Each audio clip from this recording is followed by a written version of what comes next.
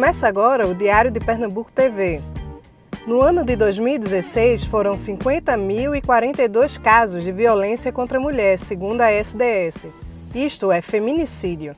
Qual o papel da mídia tradicional e independente nessa história?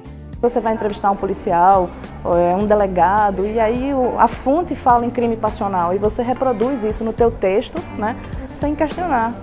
Uma visão comicamente cínica de um futuro onde a água se foi e tudo o que resta é pó e desespero.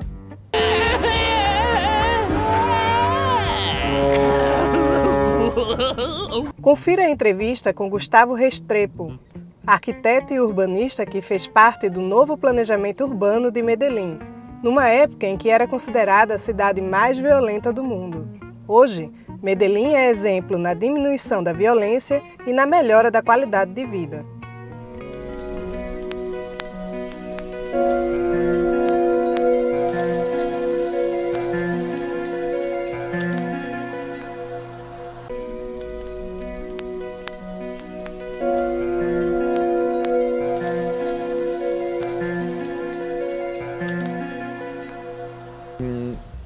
Yo creo que el urbanismo es un instrumento para alejar la droga. Tiene mucho que ver con las posibilidades que llevan las comunidades. Pero también creo que si cambiamos el ambiente, somos capaces de cambiar la mente de los habitantes.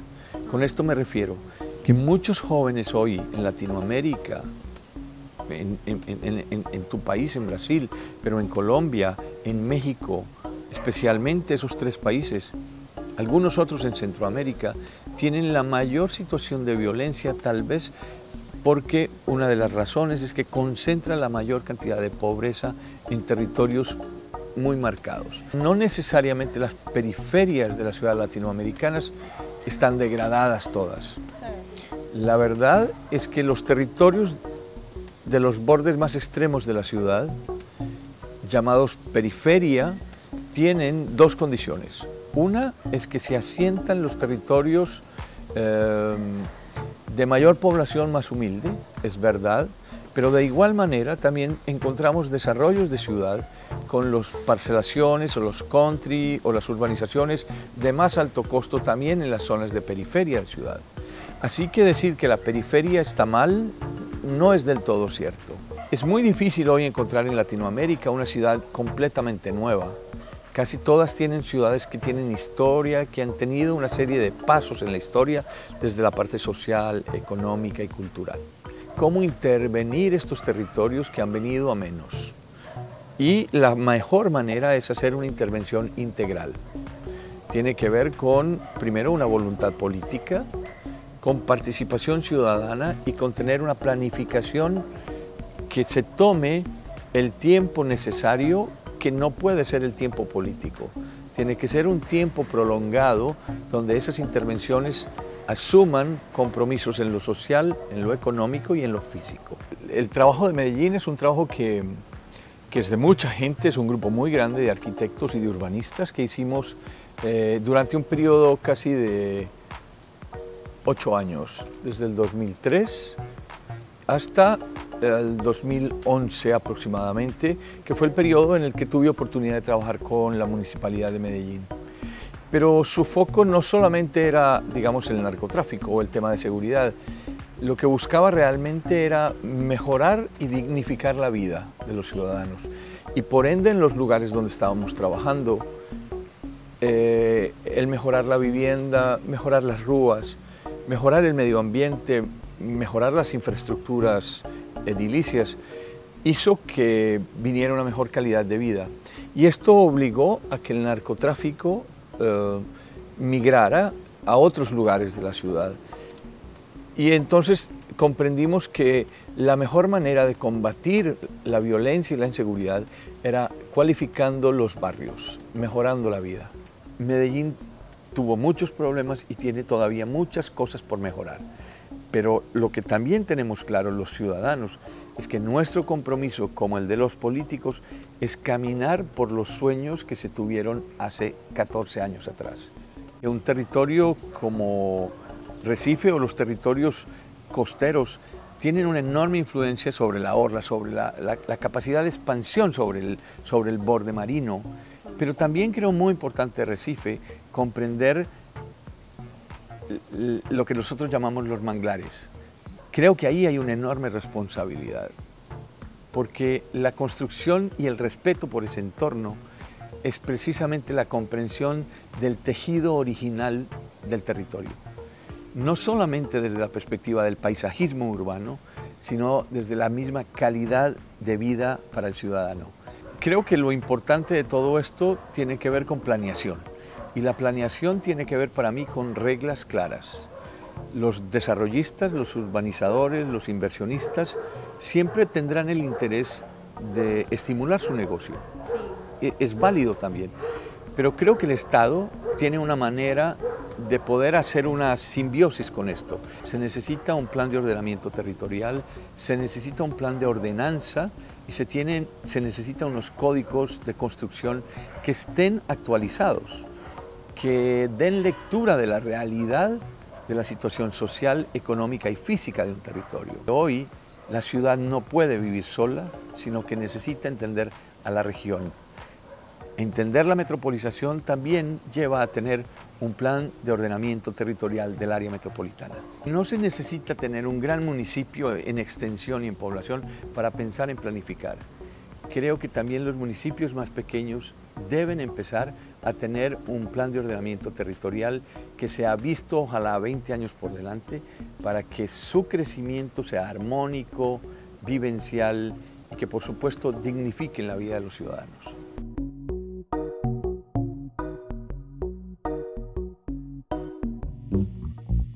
Em pouco mais de 30 anos, apesar dos avanços do país em educação, indicadores sociais e econômicos e dos avanços na legislação protetora dos direitos das mulheres, somos um país em que 13 mulheres são assassinadas por dia.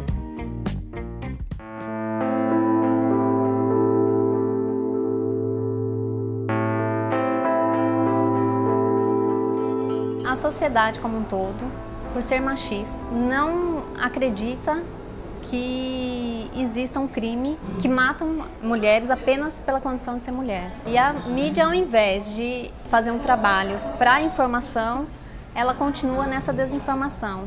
E aí eles preferem colocar sempre a culpa ou num crime passional, ou é um crime de honra, sempre colocando a culpa muito mais na vítima do que na pessoa que comete o crime. Agora, querido, por que você tomou essa atitude? Foi desespero, ciúmes, o que foi?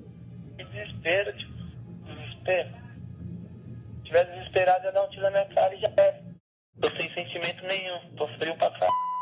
Não, mas fica tranquila, procura, eu sei que é difícil, mas procura se acalmar. É um problema que eu acho que começa na formação, né? Eu acho que a formação do jornalista, ela tem que ser um pouco mais focada nesse tipo de conteúdo também, sabe? Às vezes eu percebo a formação tanto acadêmica quanto depois no mercado de trabalho, muito preocupada com tecnologia, sabe? Eu muito preocupada em preparar o profissional para estar no mercado de trabalho, sabendo usar equipamento, o profissional de comunicação, né, no caso.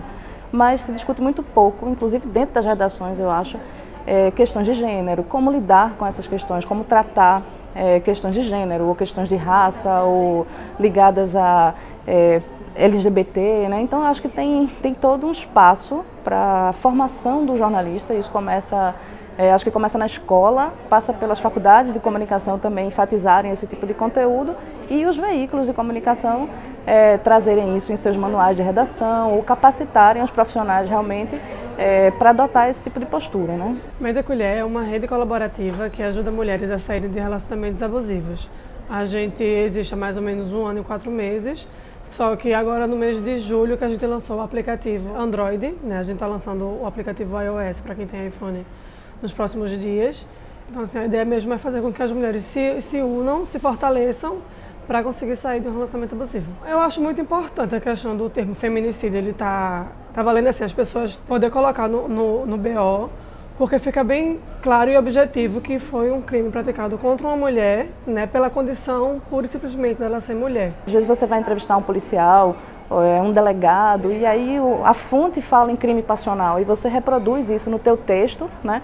Ou na passagem, no caso de TV e rádio, sem questionar, né? Porque a fonte falou dessa forma, então eu reproduzo no texto sem sem questionar. E isso acontece já há muito tempo, né? Queria entender, eu acho que o Brasil inteiro que está te assistindo e te ouvindo nesse momento também. Me fala, você disse para o Guerra que você não queria mais saber da Eloá, então por que você invadiu o apartamento? O que você está querendo, o que você está buscando nessa história? Eu tô aqui porque ela virou as costas pra mim quando eu mais precisei dela. Eu tentei sentar com ela na boa, pra conversar com ela, ela sempre virava as costas pra mim e não queria me ouvir. Então eu tô causando porque eu sou apaixonado por ela. E o fato da gente não falar o termo feminicídio, isso contribui bastante para que as pessoas tenham essa lógica que foi crime passional, que foi por conta de crime de amor.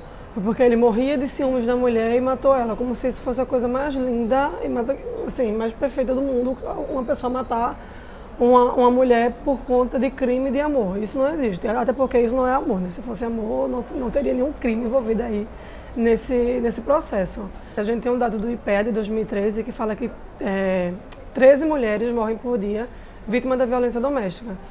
Então, assim, é um dado triste, né? E aí que a gente vê as Mirelas, as Eloás sendo mortas diariamente.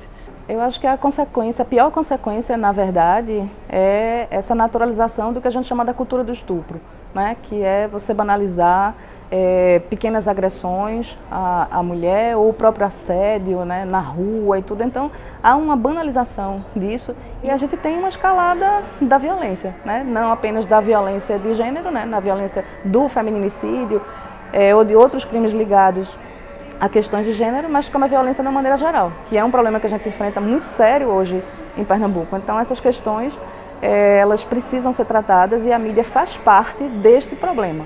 Acho que a gente falando mais nas redes sociais, conversando mais com as pessoas, falando sobre a questão que mulheres morrem diariamente por conta de apenas serem mulheres, acho que vai começando a abrir um pouquinho a mente das pessoas, elas passam a entender que é importante falar o termo feminicídio, não só a mídia ou a polícia assumir para eles assim, que tem que usar esse termo, mas como também as pessoas começarem a cobrar que o termo seja usado.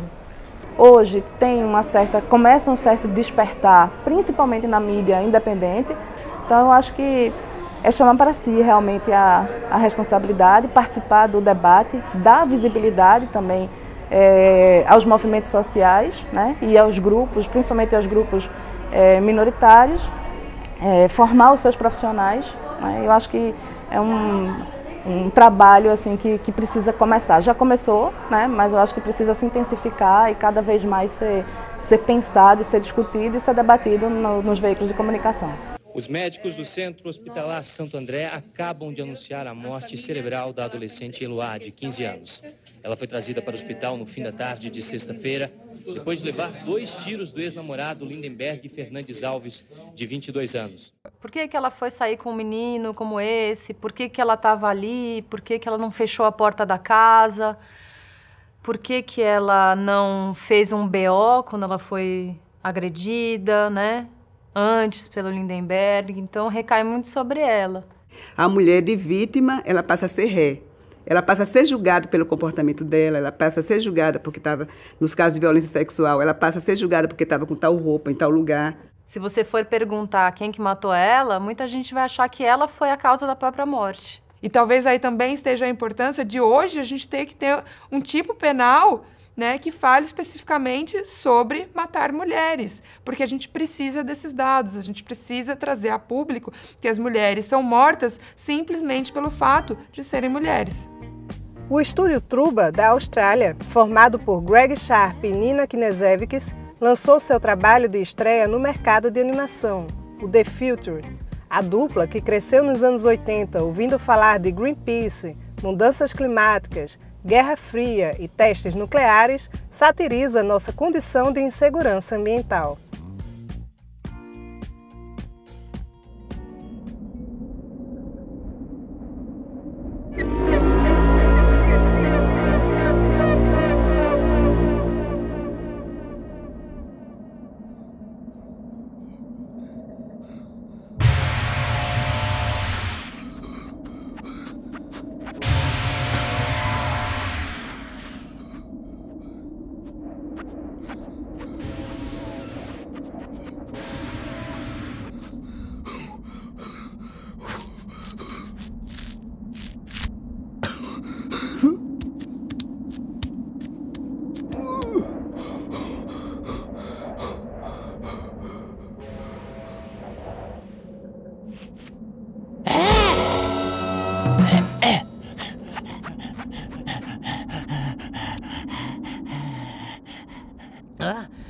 Drink of water?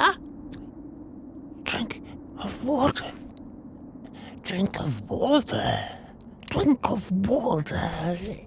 Drink of water!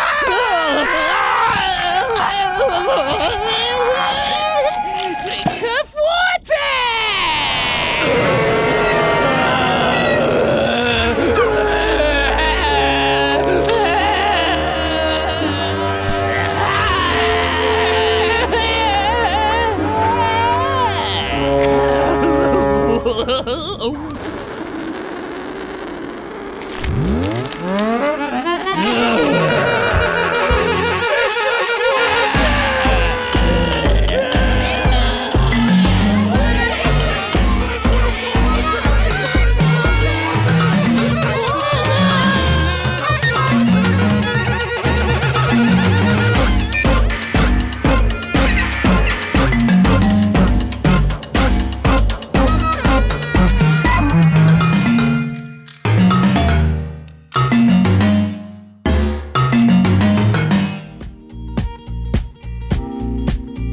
Este foi o programa de hoje. Até a próxima semana.